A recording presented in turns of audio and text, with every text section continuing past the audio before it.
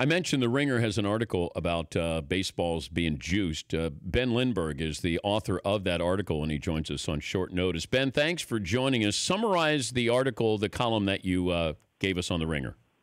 Yeah, there's been a lot of speculation about whether the ball has anything to do with this unprecedented home run rate and unprecedented rapid rise in home run rate. And so we wanted to see if we could add some evidence to the discussion. And my co-author on the article sent some baseballs that were purchased from eBay, game balls that had been used in big league games before the big home run spike and after the big home run spike. He sent those to a lab to be tested, and we found that there did seem to be some significant differences there in a few different ways that could potentially affect the way that the ball travels. So it seems, based on his testing, that the post-home run spike balls are just a little bit smaller and the seams are a little bit lower, which mirrors something Justin Verlander said yesterday about how the seams seem to him to be much lower these days.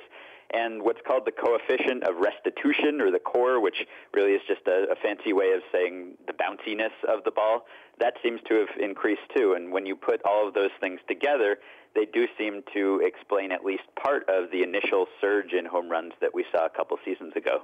Any comment from Major League Baseball?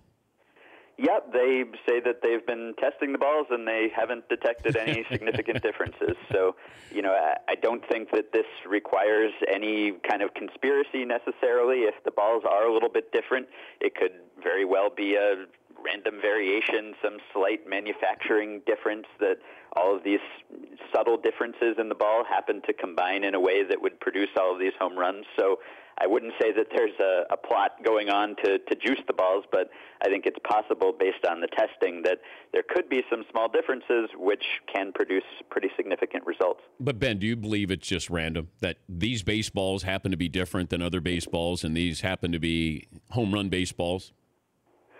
I think I do, actually. I don't think that necessarily Major League Baseball is lying about it. I think that the differences are so small, just in terms of pure size. I mean, we're talking tiny fractions of, millimeters here. And because of the aerodynamics of the ball, a very slight reduction in seam height, for instance, can cause the ball to travel much farther. And the timing is certainly suspicious and seems overly convenient, because just a few years ago, scoring was at its lowest level since, I think, the mid-'70s, and there was a lot of hand-wringing about how is baseball going to bring scoring back. Do they have to change the rules?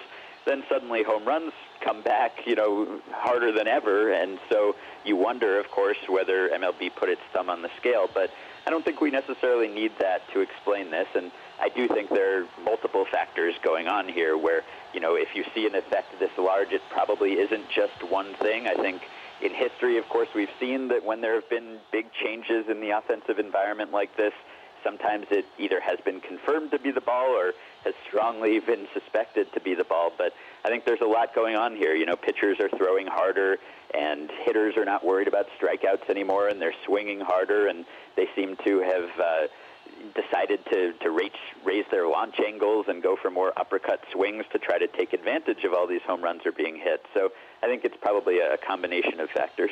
Thank you, Ben. We appreciate it. My pleasure. That's Ben Lindbergh, writer for The Ringer. The Dan Patrick Show, weekday mornings on Audience.